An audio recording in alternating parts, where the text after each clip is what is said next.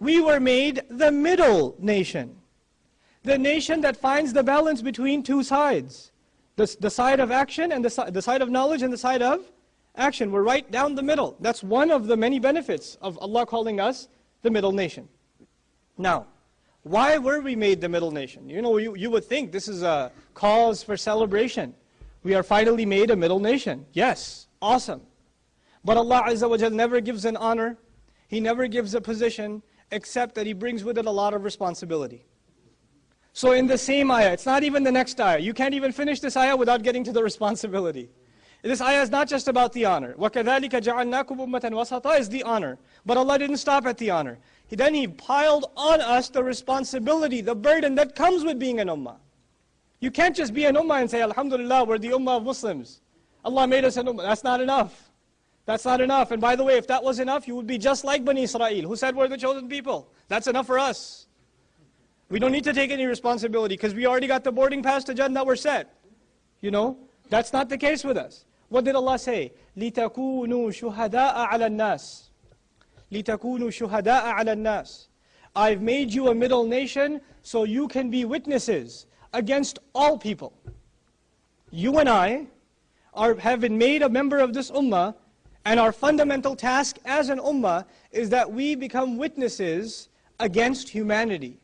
You know what that means? That we carry Islam when we open our mouth, and we carry Islam with our character, the way we do business with people, the kinds of neighbors we are, the way we cross the street, the way we talk back, the way we deal with ignorance. We are constantly witnesses against humanity that this is what a Muslim is. Your co-workers are going to the party, they're going to the bar, they're going to have a beer, and you're going to say no.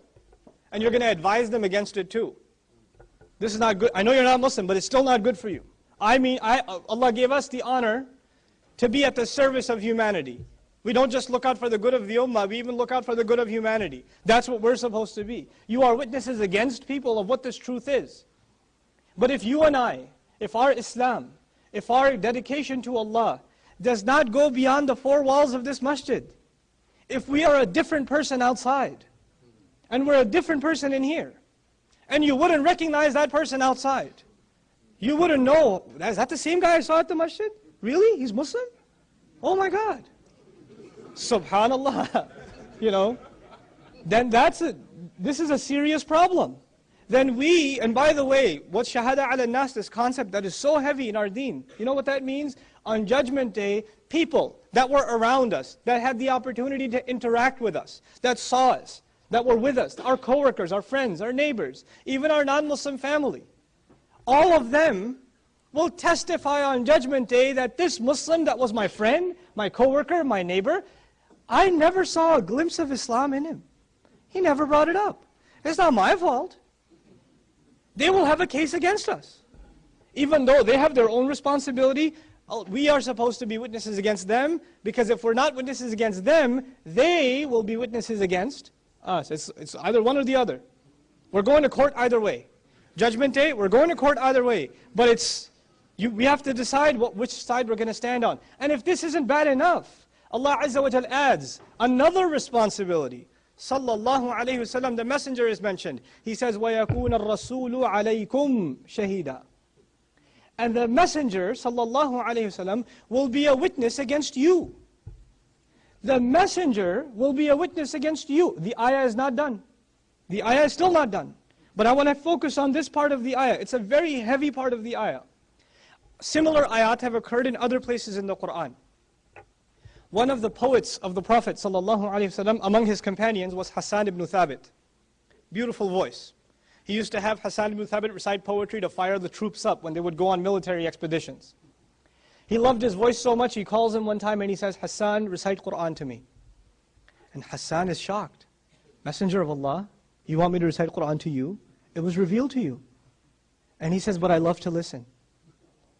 And so he starts reciting Qur'an. He starts reciting Surah An-Nisa, the 4th surah. And he's reciting, and the messenger is enjoying the recitation, and he gets to an ayah. وَكَيْفَ إِذَا جِئْنَا مِنْ كُلِّ أُمَّةٍ بِشَهِيدٍ وَجِئْنَا بِكَ عَلَى هَؤُلَاءِ شَهِيدًا.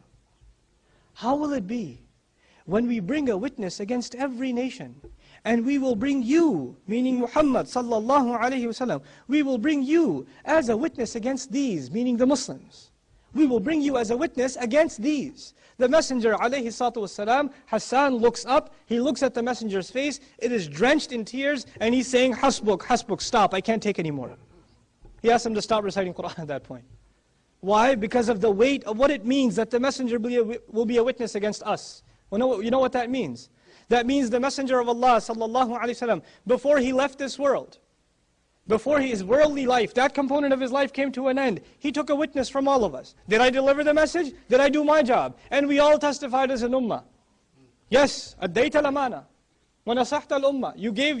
You gave the trust. You passed it on. The trust that was given to you, you passed it on.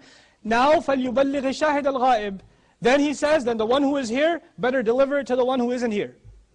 You better be witnesses to humanity. And if we don't do this job, guess who's going to be complaining about us on Judgment Day? The Messenger of Allah sallallahu alaihi wasallam. These people, I left them a job. They took witness that they will do this job. And they knew this book and they didn't carry it. It didn't reflect in their personality. The mouth opened, but it never had the word of Allah on it. It didn't have that on it. You know, one of the scariest places in the Quran, Allah Azza wa Jal talks about His Messenger. And He says, وَقَالَ الرَّسُولُ يَا رَبِّ إِنَّ قَوْمِ اتَّخَذُوا هَذَا الْقُرْآنَ مَهْجُورًا. The Messenger will say on that day, oh my Master, this nation of mine abandoned the Quran. Now I want you to appreciate the weight of these words.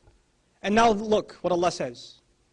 He says, قَدْ نَرَى تَقَلُّبَ وَجْهِكَ فِي السَّمَاءِ فَلَنُوَلِّيَنَّكَ قِبْلَةً تَرْضَاهَا.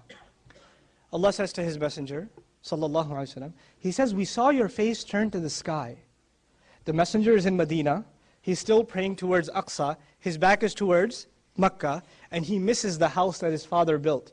It hurts him that he has to turn his back to the house built by Ibrahim alayhi salam. It hurts his feelings. But he doesn't complain to Allah. You know what he does? He looks at the sky. That's all he does. He just looks at the sky. And Allah reveals the ayah, we saw your face turning to the sky.